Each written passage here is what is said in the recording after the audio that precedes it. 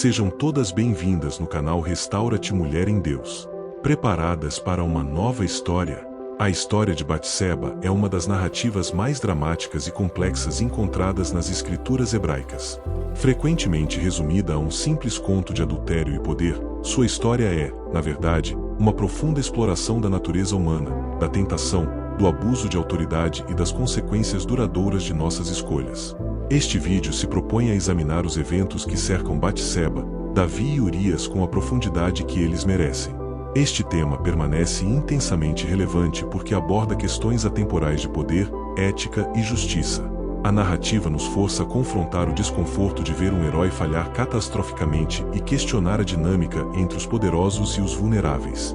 Entender essa história oferece uma perspectiva valiosa sobre a complexidade da moralidade e como até mesmo figuras reverenciadas podem ser suscetíveis a graves erros, um espelho para nossas próprias lutas éticas. Neste vídeo, vamos reconstruir a sequência de eventos conforme descrita no livro de 2 Samuel. Analisaremos o contexto social e político da época, o perfil dos personagens centrais e as consequências teológicas e pessoais que se desenrolaram. Nosso objetivo não é ditar uma única interpretação, mas sim apresentar os fatos do texto bíblico de forma clara para que você possa formar sua própria compreensão informada dos acontecimentos. Meu trabalho, através deste canal, é mergulhar em narrativas históricas e bíblicas com um compromisso com a pesquisa e o respeito ao texto original.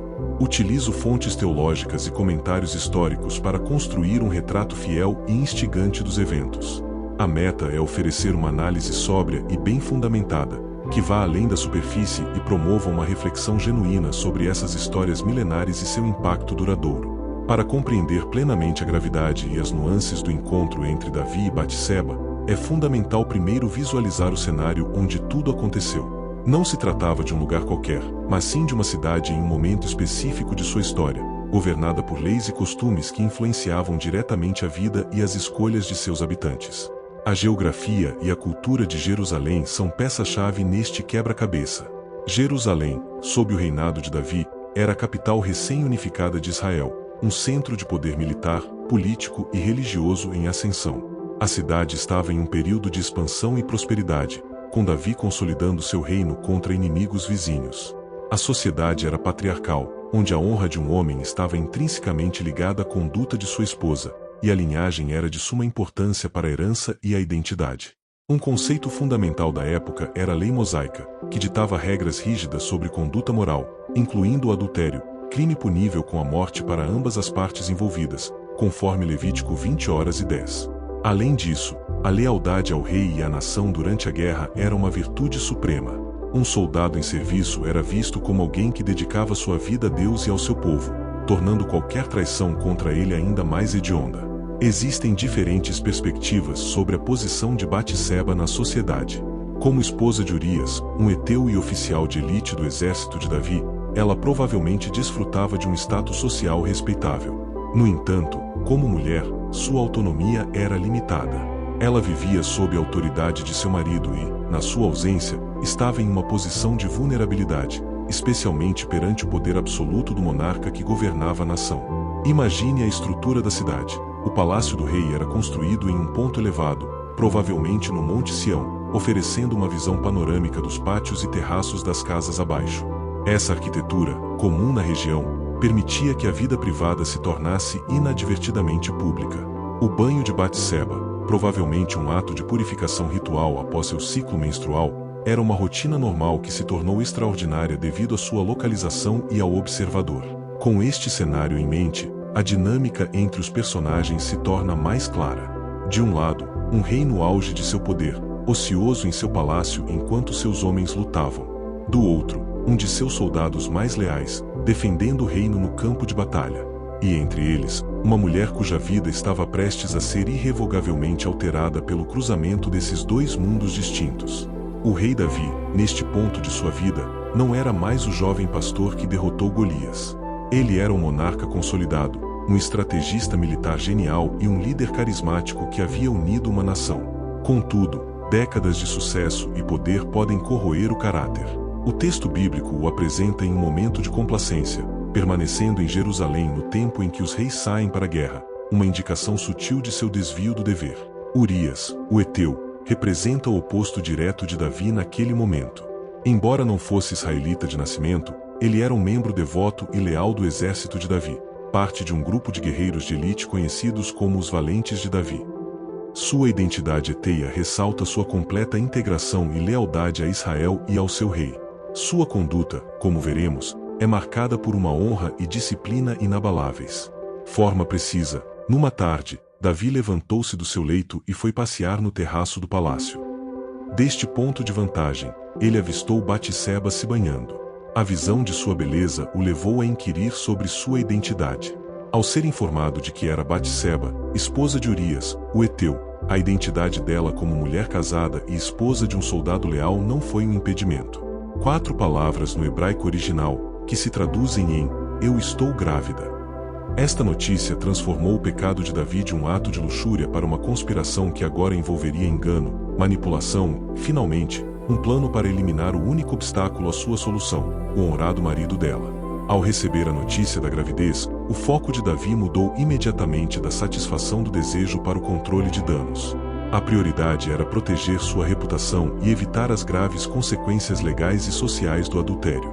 Seu primeiro plano parecia simples: trazer Urias de volta do campo de batalha, sob o pretexto de receber um relatório da guerra, para que ele dormisse com sua esposa e a paternidade da criança fosse legitimada. Análises modernas, algumas até assistidas por inteligência artificial, para cruzar dados textuais e históricos, exploram a psicologia por trás das decisões de Davi. A inteligência artificial pode ajudar a mapear padrões de comportamento em textos antigos, sugerindo que o rei não agiu por impulso, mas sim numa escalada calculada de más escolhas, tentando a todo custo proteger sua reputação e seu poder diante de uma crise autoimposta. No entanto, o plano de Davi colidiu com a integridade inflexível de Urias. Ao chegar, o soldado se recusou a ir para sua casa, dormir com sua esposa e desfrutar de conforto enquanto seus companheiros de armas e a Arca da Aliança estavam em tendas no campo de batalha. Ele demonstrou uma lealdade e um senso de dever que o próprio rei havia abandonado, expondo a falha moral de Davi de forma ainda mais contundente. Mesmo após Davi tentar embebedá-lo na noite seguinte, na esperança de quebrar sua resolução, Urias permaneceu firme em seus princípios e dormiu novamente na entrada do palácio com os servos de seu senhor. A honra do soldado se tornou o maior obstáculo para a desonra do rei. Batseba, filha de Eliã e neta de Aitofel, um dos principais conselheiros de Davi, pertencia a uma família proeminente. Isso significa que ela não era uma desconhecida para a corte. A sua identidade é claramente estabelecida no texto, ressaltando que a ação de Davi não foi um encontro com uma anônima, mas sim um ato contra a família de um de seus homens de confiança e de um conselheiro próximo. A tensão da narrativa é construída sobre esse contraste gritante de caráter. De um lado, temos o poder absoluto e a ociosidade que levam à tentação e ao abuso. Do outro, a lealdade, o dever e a honra personificados em um soldado que cumpre sua missão com integridade. Batseba se encontra no epicentro dessa colisão de valores, sua vida sendo definida não por suas próprias ações, mas pelas de outros. A narrativa bíblica agora nos leva a uma noite específica, a um terraço com vista para a cidade. Enquanto a maioria dos homens de valor estava no fronte de batalha em Rabá, defendendo os interesses do reino, o rei passeava em seu palácio. Foi nesse momento de quietude e aparente paz em Jerusalém que as sementes de uma das maiores crises de seu reinado foram plantadas com um único olhar. O relato em 2 Samuel 11 começa de forma precisa. Numa tarde, Davi levantou-se de seu leito e foi passear no terraço do palácio. Deste ponto de vantagem, ele avistou Batseba se banhando. A visão de sua beleza o levou a inquirir sobre sua identidade. Ao ser informado de que era Batseba, esposa de Urias, o heteu, a identidade dela como mulher casada e esposa de um soldado leal não foi um impedimento. Davi então enviou mensageiros para trazê-la ao palácio. O texto é sucinto e direto. Ele a tomou, e ela se deitou com ele. A narrativa não detalha a natureza do encontro, deixando um espaço para a interpretação sobre o nível de consentimento de Batseba. Contudo, a disparidade de poder entre o monarca absoluto e a esposa de um de seus súditos torna a situação inerentemente coercitiva, independentemente de sua disposição. A complexidade moral dessa cena é intensa. Se você aprecia análises aprofundadas como esta, que exploram as camadas éticas e humanas de histórias milenares, considere se inscrever para não perder os próximos capítulos. A narrativa aqui apenas começa a se complicar, revelando as tentativas desesperadas de encobrir um ato que definiria o legado de Davi e o destino de toda a sua casa. Após o encontro, Batseba voltou para casa. O texto menciona que ela havia acabado de se purificar de sua impureza menstrual, um detalhe crucial que torna a subsequente gravidez inegável em sua origem e cronologia. Este detalhe biológico se torna o catalisador para a próxima fase da crise, transformando um ato secreto em um problema que não poderia mais ser ignorado e que exigiria medidas drásticas. A inevitável consequência não demorou a chegar. Batseba enviou uma mensagem curta e direta ao rei, contendo apenas 4 palavras no hebraico original, que se traduzem em "Eu estou grávida". Esta notícia transformou o pecado de Davi de um ato de luxúria para uma conspiração que agora envolveria engano, manipulação e, finalmente, um plano para eliminar o único obstáculo à sua solução, o honrado marido dela. Ao receber a notícia da gravidez, o foco de Davi mudou imediatamente da satisfação do desejo para o controle de danos. A prioridade era proteger sua reputação e evitar as graves consequências legais e sociais do adultério. Seu primeiro plano parecia simples: trazer Urias de volta do campo de batalha, sob o pretexto de receber um relatório da guerra, para que ele dormisse com sua esposa e a paternidade da criança fosse legitimada. Análises modernas, algumas até assistidas por inteligência artificial, para cruzar dados textuais e históricos, exploram a psicologia por trás das decisões de Davi. A inteligência artificial pode ajudar a mapear padrões de comportamento em textos antigos, sugerindo que o rei não agiu por impulso, mas sim numa escalada calculada de más escolhas, tentando a todo custo proteger sua reputação e seu poder diante de uma crise autoimposta. No entanto, o plano de Davi colidiu com a integridade inflexível de Urias. Ao chegar, o soldado se recusou a ir para sua casa, dormir com sua esposa e desfrutar de conforto enquanto seus companheiros de armas e a Arca da Aliança estavam em tendas no campo de batalha. Ele demonstrou uma lealdade e um senso de dever que o próprio rei havia abandonado, expondo a falha moral de Davi de forma ainda mais contundente. Mesmo após Davi tentar embebedá-lo na noite seguinte, na esperança de quebrar sua resolução, Urias permaneceu firme em seus princípios e dormiu novamente na entrada do palácio com os servos de seu senhor. A honra do soldado se tornou o maior obstáculo para a desonra do rei. Cada ato de integridade de Urias forçava Davi a mergulhar mais fundo em seu próprio labirinto de enganos e pecados. Com seu plano inicial completamente frustrado pela nobreza de caráter de Urias, Davi percebeu que não poderia enganar o marido de Batseba. Restava apenas uma solução terrível e definitiva para silenciar o problema. Ele então tomou a decisão de passar do engano para a eliminação, selando o destino de seu leal soldado com uma caneta e um pergaminho, em um ato de traição máxima. O plano final de Davi foi cruel em sua simplicidade e execução. Ele escreveu uma carta para Joabe, o comandante de seu exército, e a enviou pelas mãos do próprio Urias. O conteúdo da carta era uma sentença de morte disfarçada de ordem militar. Ponha Urias na linha de frente, onde o combate é mais violento, e depois retire-se, deixando para que seja ferido e morra. A ironia trágica de Urias carregando sua própria condenação é avassaladora. Joabe, um comandante pragmático e leal ao rei, mesmo em seus atos mais sombrios, cumpriu a ordem sem questionar. Durante o cerco à cidade de Rabá, ele designou Urias para um ponto próximo ao muro da cidade, onde sabia que os defensores mais fortes estavam. Conforme o plano, as tropas israelitas avançaram e depois recuaram, deixando Urias e alguns outros homens expostos ao ataque inimigo, onde foram mortos. A notícia da morte de Urias foi cuidadosamente redigida por Joabe para ser entregue a Davi. O mensageiro foi instruído a relatar as baixas da batalha. Se o rei ficasse zangado com a tática arriscada, deveria mencionar no final que teu servo Urias, o heteu, também está morto. Isso revela a cumplicidade de Joabe e sua compreensão de que a morte de Urias era o verdadeiro objetivo da manobra.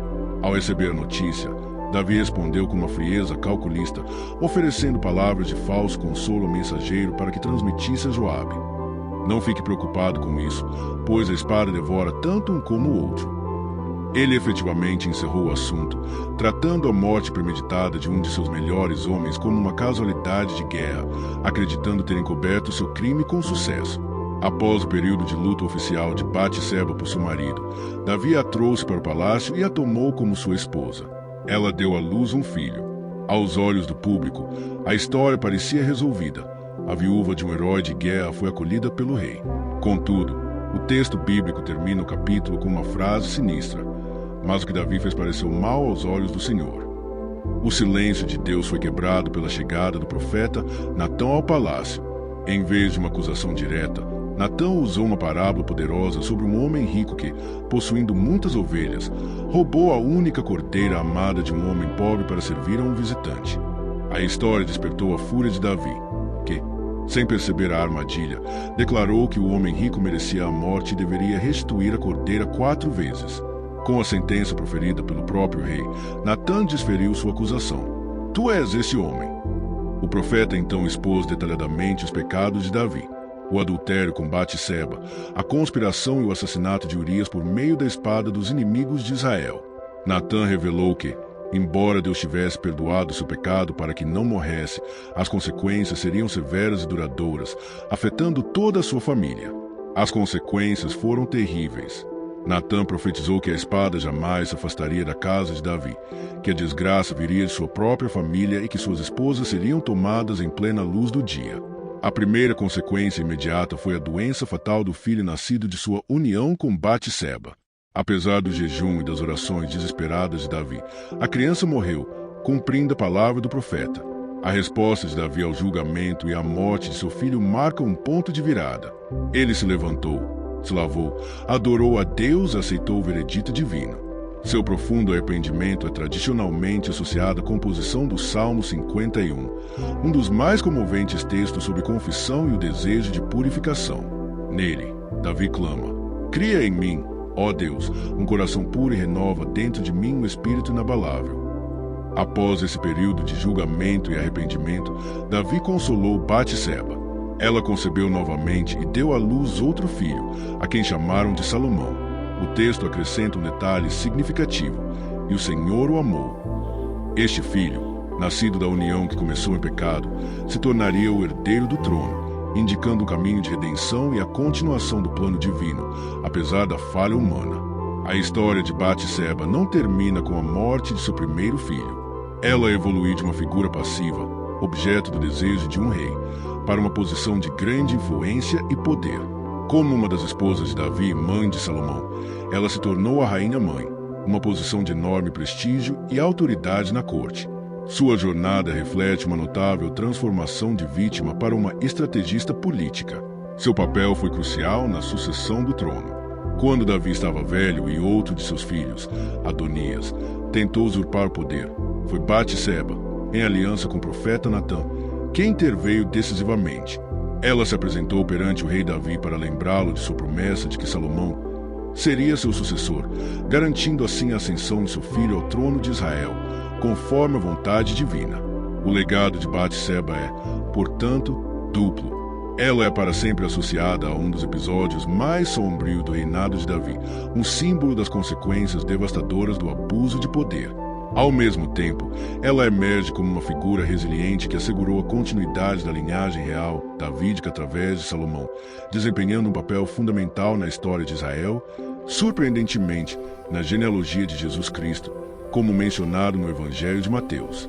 A história nos convida a refletir sobre a complexidade do caráter humano e a natureza do poder. Se esta análise profunda sobre as figuras bíblicas e suas jornadas ressoa com você, deixe um comentário sobre qual aspecto da história de Batseba mais te impactou. Sua perspectiva enriquece nossa comunidade e nos ajuda a explorar essas narrativas com ainda mais profundidade, promovendo uma troca de ideias autêntica e respeitosa. Em conclusão, a narrativa de Batseba serve como um poderoso lembrete de que as histórias bíblicas não são contos de fadas com heróis perfeitos. São relatos honestos sobre pessoas reais, com falhas profundas e capacidade para a redenção. A história dela de Davi nos ensina que nenhuma ação ocorre no vácuo e que a busca por justiça, arrependimento e graça é uma jornada contínua e universal.